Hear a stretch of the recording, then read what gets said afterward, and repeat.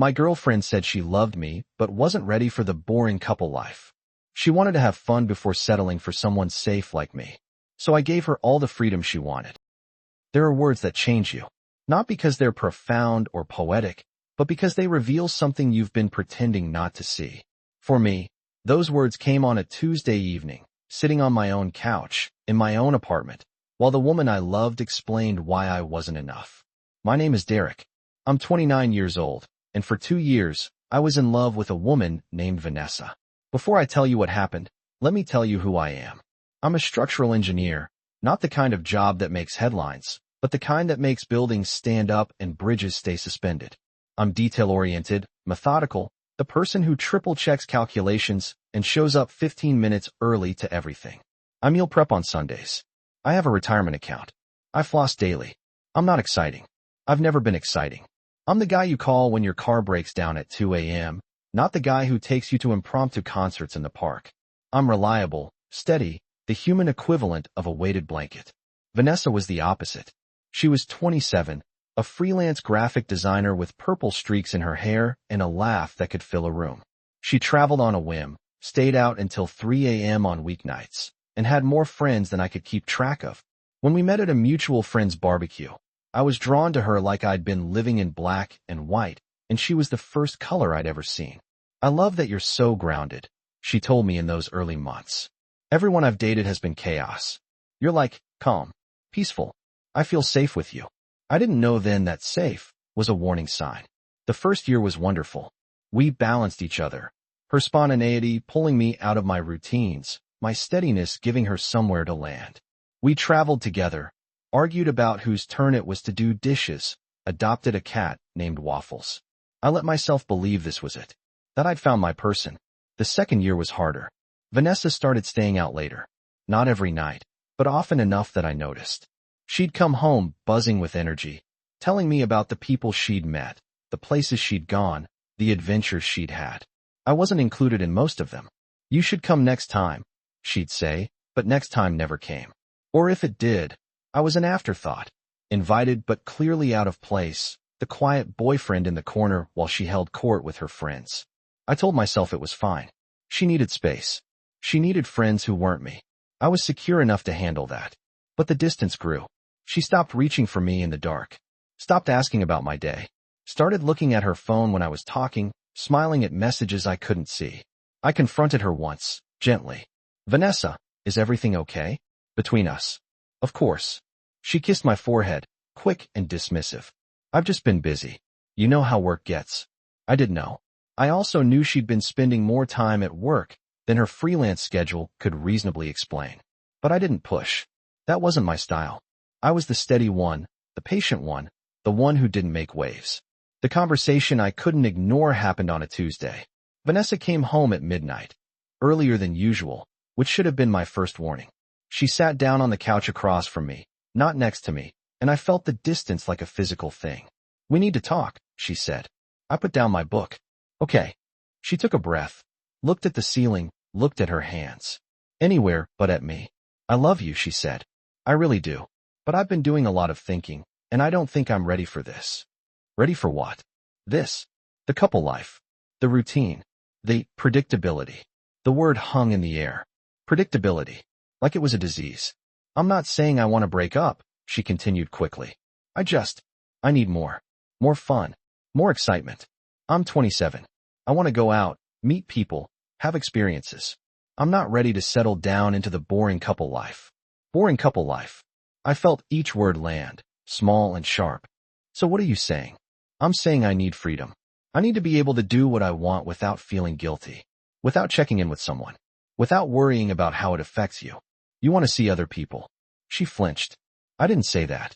You didn't have to. Look, you're safe. You're stable.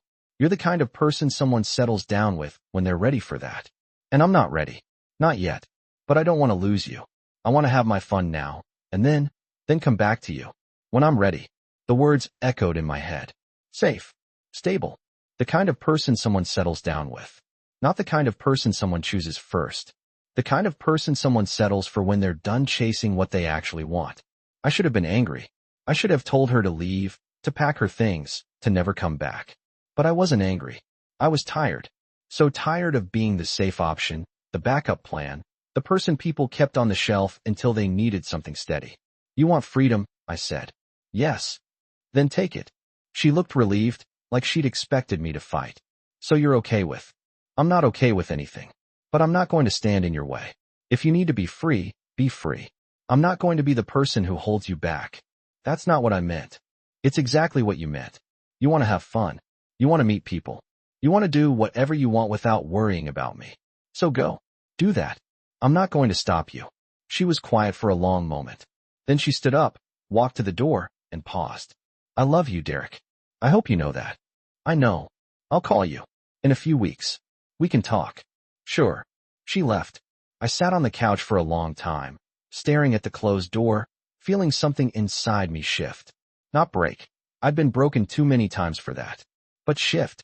Like tectonic plates moving beneath the surface, rearranging the landscape of my heart into something I didn't recognize.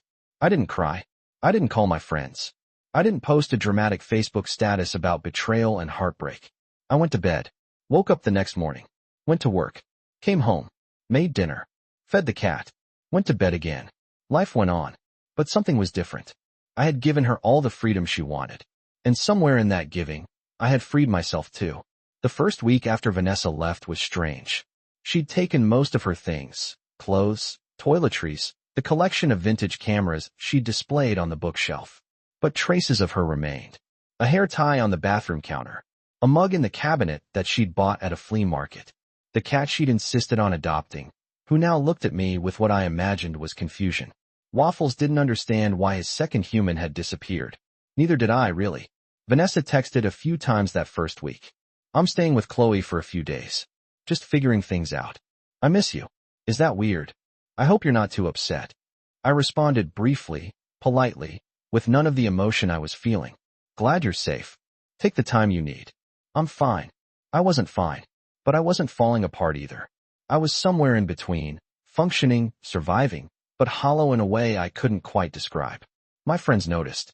Marcus, my best friend since college, showed up at my apartment unannounced with a six-pack of beer. You look like shit, he said, pushing past me into the living room. Thanks. Vanessa? Vanessa. He opened 2 beers, handed me one, and sat on the couch. Talk. I told him everything. The conversation, the words she'd used, the way she'd called me safe and stable, like they were insults rather than compliments. She wants to have fun, I said. She's not ready to settle down. But she wants me to wait for her. To be here when she's done. And what did you say? I said take your freedom. Marcus nodded slowly. Good. Good. You didn't beg. You didn't chase. You gave her exactly what she asked for. That's more than most guys would do. It doesn't feel good. It feels like giving up. Maybe. Or maybe it feels like finally choosing yourself. I thought about that. About all the years I'd spent being the safe option, the steady one, the person who didn't make waves. About how many times I'd let Vanessa's needs come first, her schedule dictate our plans, her mood set the temperature of our relationship. Maybe Marcus was right. Maybe take your freedom wasn't giving up. Maybe it was finally, after 2 years, choosing myself. The second week, Vanessa stopped texting. I told myself I was relieved. I told myself the silence was what I wanted. But at night, lying alone in the bed we'd shared, I couldn't stop thinking about her. About the way she laughed. About the way she'd curl into my chest after a long day. About the future I'd imagined, the wedding, the kids, the house with the garden. All of it gone. Or maybe it had never been real. I started filling the silence. I joined a gym. Not because I wanted to get in shape. I was fine, but because I needed somewhere to put the energy that used to go into worrying about Vanessa. 3 times a week, I lifted weights and ran on the treadmill and pushed myself until my muscles burned and my mind went quiet. I started cooking. Real cooking, not the simple meals I'd made when Vanessa was around because she didn't like anything too complicated. I learned to make risotto, to bake bread, to prepare meals that took hours and filled my apartment with warmth and the smell of something I'd built myself. I reconnected with friends I'd neglected. Marcus and I started a weekly poker game. My coworker Sarah and I began grabbing lunch together, talking about things that weren't work. I joined a book club, a hiking group, a volunteer organization that built homes for low-income families. I was busy. Purposefully, determinately busy. If I didn't give myself time to think about Vanessa, maybe I wouldn't think about her at all. It worked. Mostly. 3 months passed. Vanessa's name appeared on my phone less and less. Her things had been moved out completely. She'd come by while I was at work to collect the last of her belongings, leaving only a note that said, "Thank you for everything." I threw the note away without reading it twice. I started to feel like myself again. Not the self I'd been with Vanessa, the accommodating, self-effacing version who'd shrunk himself to fit her life, but a new self. Someone I didn't recognize, but was starting to like. I was at a coffee shop on a Saturday morning, reading a book and drinking a latte, when a woman asked if she could share my table. "Everywhere else is full," she said, gesturing to the crowded cafe. Of course. Her name was Maya. She was a pediatric nurse, recently divorced, with a dry sense of humor and eyes that crinkled when she laughed. We talked for an hour, about books, about work, about the ridiculousness of dating in your 30s. "This is nice," she said when she finally stood to leave. "Talking to someone without the pressure of it being a date." "Is that what this was?" "Not a date." She smiled. "It could be, if you wanted it to be." I thought about Vanessa, about the freedom I'd given her, the freedom I'd claimed for myself, about whether I was ready to let someone new in. "I'd like that," I said. We exchanged numbers. I watched her walk out of the coffee shop, her ponytail swinging, and felt something I hadn't felt in months. Hope. Maya and I took things slow. Coffee became lunch, became dinner, became weekends. She was different from Vanessa, quieter, more thoughtful, less chaotic. She didn't need constant stimulation or the validation of strangers. She was content to sit on my couch, read her book, and exist in the same space without needing to fill every silence. "Is this boring?" I asked her once, after a particularly quiet evening. She looked up from her book, confused. "Why would it be boring?" Vanessa used to say I was too predictable, too steady. She needed more excitement. Maya set down her book, considered this. I had excitement with my ex-husband. It was exhausting. Constant drama, constant uncertainty, never knowing what mood he'd be in when he walked through the door. She reached over, squeezed my hand. Steady is underrated. I felt something settle in my chest. Not relief, more like recognition. The sense that I'd finally found someone who saw me, not as a safety net, but as a choice. For months after Vanessa left, Maya and I became official. It wasn't a dramatic declaration, just a quiet conversation, an agreement that we wanted to keep seeing each other exclusively. We celebrated with takeout and a bad movie and fell asleep on the couch, tangled together. I was happy, genuinely, surprisingly happy. Then Vanessa came back. The text arrived on a Sunday afternoon. I was at Maya's apartment, helping her repot plants, when my phone buzzed. "Hey, I'm back in town. Can we talk?" I stared at the message for a long time. Vanessa, the woman who'd called me safe and boring. The woman who'd wanted freedom to have fun before settling for someone like me. The woman who'd left and barely looked back. I showed the message to Maya. "Who's Vanessa?" "My ex. The one I told you about." Maya read the message, her expression neutral. "What are you going to do?" "I don't know. Do you want to talk to her?" I thought about it. About the closure I'd never gotten, the questions I'd never asked. About the part of me that still wondered if I'd made the right choice, giving her freedom so easily. Maybe. Not to get back together. Just to understand. Maya nodded. "Then do it. But be careful. She hurt you once. She could do it again." I texted Vanessa back. "I can meet on Tuesday. Coffee shop on 4th, 6 p.m. Her response came immediately. "See you then." Tuesday arrived faster than I expected. I spent the day distracted, running through scenarios in my head. What would she say? What would I say? Would I feel the same pull I'd felt for 2 years, or would I see her clearly for the first time? I got to the coffee shop early, ordered a black coffee, and sat in a corner booth where I could see the door. Vanessa walked in at 6:02. She looked different. Her hair was longer, the purple streaks faded to a pale lavender. She'd lost weight, not in a healthy way, but in the way that suggested stress and sleepless nights. Her eyes, when they found mine, were uncertain. "Hey," she said, sliding into the booth across from me. "Hey, I wasn't sure you'd come." I wasn't sure either. She ordered tea, wrapped her hands around the cup, and stared at it for a long moment. "I messed up," she said finally. "I really, really messed up." I waited. I thought I wanted freedom. I thought I wanted to be single, to have fun, to do all the things I felt like I was missing out on. But it wasn't. It wasn't what I thought it would be. What was it? Lonely. Empty. I went out. I met people. I had experiences. And none of it meant anything because I couldn't share it with you. She looked up, her eyes glistening. I missed you, Derek. Every single day. I didn't respond. I let her words hang in the air. I know I hurt you.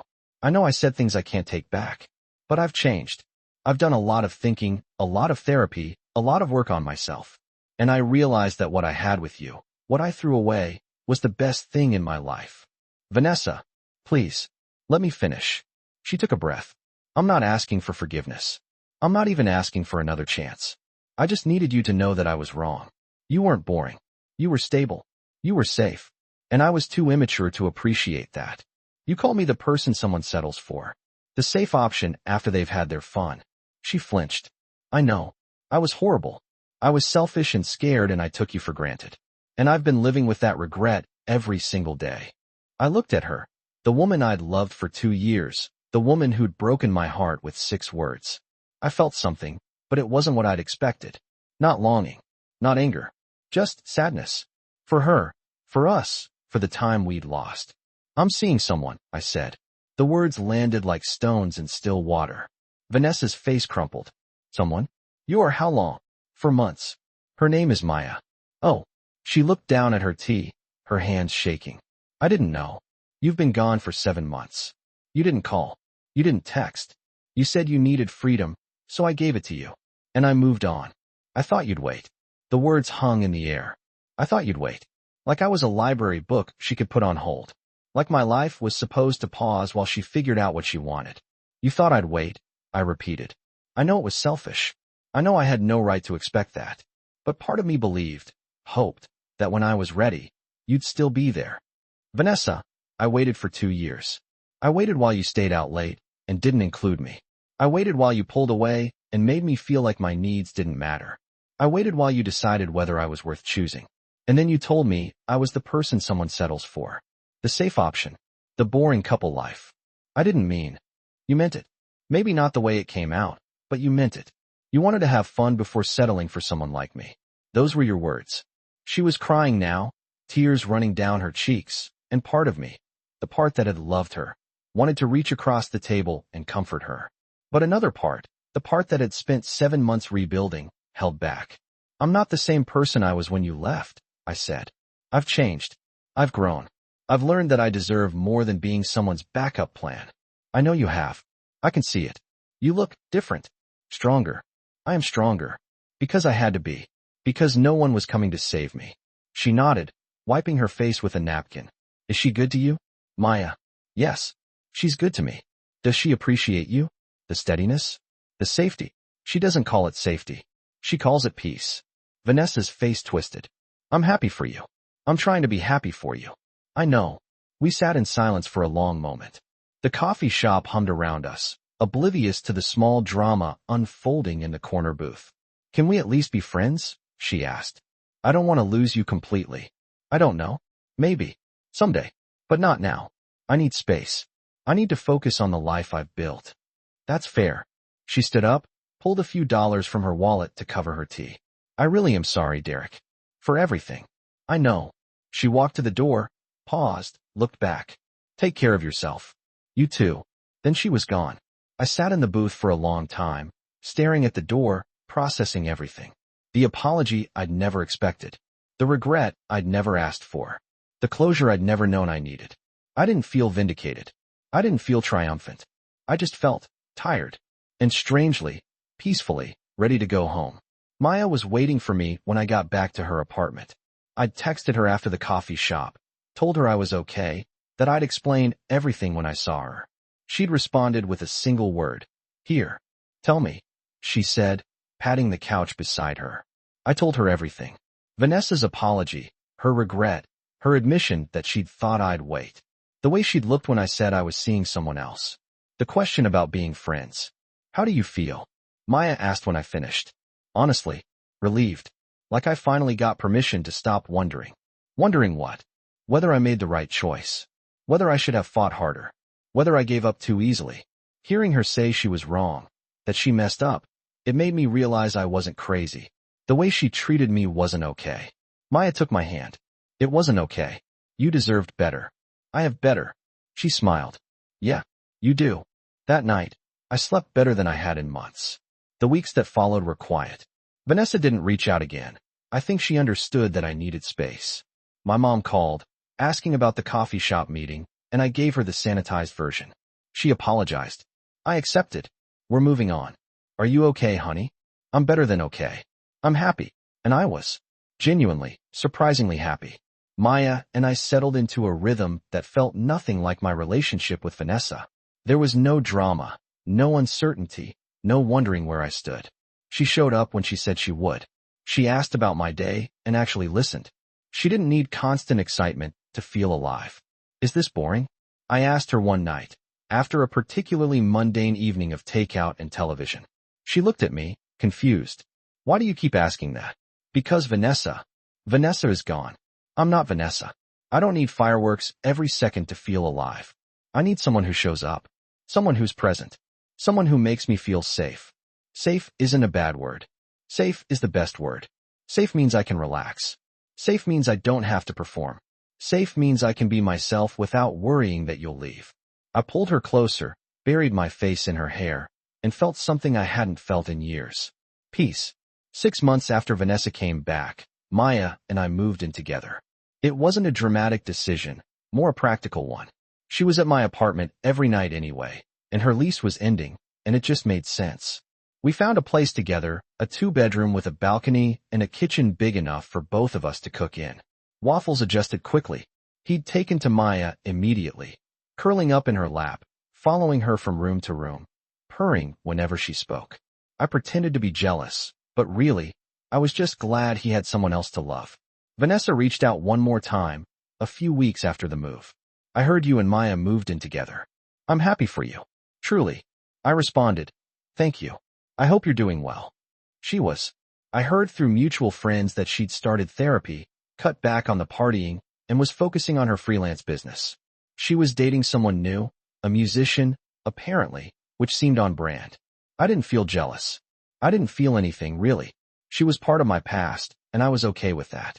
Maya and I celebrated our 1-year anniversary with a weekend trip to the mountains. We hiked, cooked over a campfire, and slept in a cabin that smelled like pine and wood smoke. I love you, she said, curled against me on the porch, watching the sunset. I love you too. I'm glad you didn't wait for her. I thought about Vanessa.